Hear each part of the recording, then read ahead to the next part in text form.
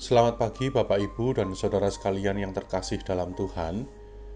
Kiranya dimanapun Bapak Ibu berada, kita semua dalam keadaan yang baik. Renungan Selasa pagi GKI Purwodadi hari ini memiliki tema merendahkan diri.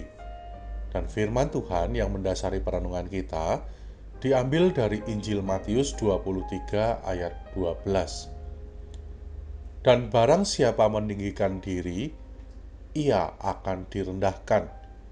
Dan barang siapa merendahkan diri, ia akan ditinggikan. Alkisah ada seekor kura-kura yang bersahabat dengan 2 ekor burung elang.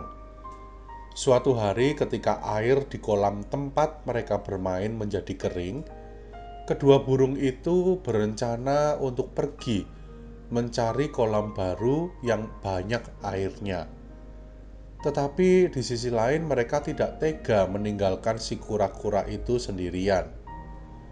Saat kedua burung itu sedang berpikir bagaimana cara membawa temannya ini, si kura-kura itu berkata, "Hei kalian berdua, gigitlah sebatang ranting yang panjang ini. Nanti aku akan menggigitnya, supaya aku bisa ikut terbang bersama dengan kalian." Lalu akhirnya kedua burung elang ini setuju dan dilakukanlah apa yang menjadi ide dari si kura-kura tersebut. Di tengah jalan, banyak orang yang menyaksikan kejadian itu dan merasa kagum kepada burung elang tersebut. Mereka menyoraki kedua burung itu dan memuji kepintaran mereka. Tapi ternyata hal tersebut membuat kura-kura itu marah dan tidak terima. Dia merasa tidak dihargai karena sebenarnya dialah yang mencetuskan ide kreatif itu. Dia berpikir, dia marah, kenapa kok burung elang itu saja yang dipuji?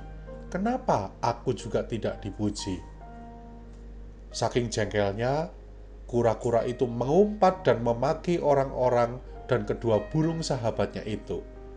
Dan tanpa disadari, bersamaan dengan dia memaki, dia juga melepaskan gigitannya pada ranting pohon itu, sehingga kura-kura itu jatuh dan mati.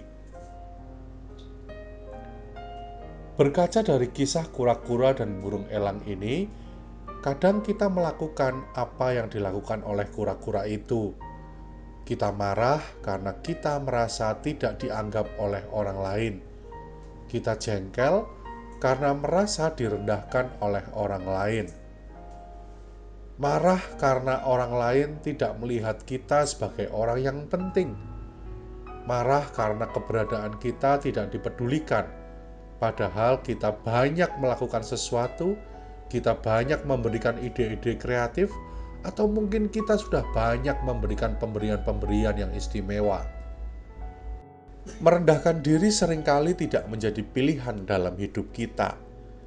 Gengsi dianggap sebagai pihak yang salah, gengsi dianggap sebagai pihak yang kalah, serta rasa takut dan khawatir direndahkan atau dianggap kita dikuasai oleh orang lain, sehingga menjadikan alasan dasar kita tidak akan memilih sikap tersebut.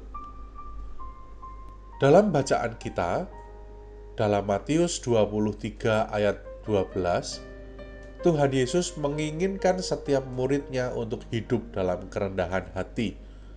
Tuhan Yesus mengecam keras sikap hidup ahli Taurat dan orang-orang Farisi yang selalu ingin ditinggikan oleh banyak orang, merasa harus dianggap sebagai orang yang penting dalam dunia spiritual orang-orang Yahudi. Tuhan Yesus tidak hanya mengajarkan soal kerendahan diri dalam ranah teori saja. Tuhan Yesus pun meneladankan itu semua kepada kita. Dia yang Maha Kuasa berkenan merendahkan diri serendah-rendahnya, taat sampai mati di kayu salib. Dunia butuh sikap merendahkan diri agar damai sejahtera tercipta di bumi ini. Damai sejahtera dalam keluarga, damai sejahtera dalam rumah tangga, tempat kerja, di gereja, dan di masyarakat. Kiranya kita hari ini kembali diingatkan melalui Injil Matius 23 ayat 12. Untuk kita dapat taat pada perintah Tuhan dan setia menjalani kehidupan kita dengan menghidupi sikap merendahkan diri, yaitu merendahkan diri dalam kekuatan tangan Tuhan, supaya kita dapat terus memahami bahwa merendahkan diri di dalam Tuhan itu bukan soal gengsi, bukan soal khawatir direndahkan oleh orang lain, bukan soal takut dianggap dikuasai oleh orang lain, atau khawatir tidak dihargai, tapi hidup dalam kerendahan diri sebagai bentuk ketaatan pada perintah Tuhan. Amin.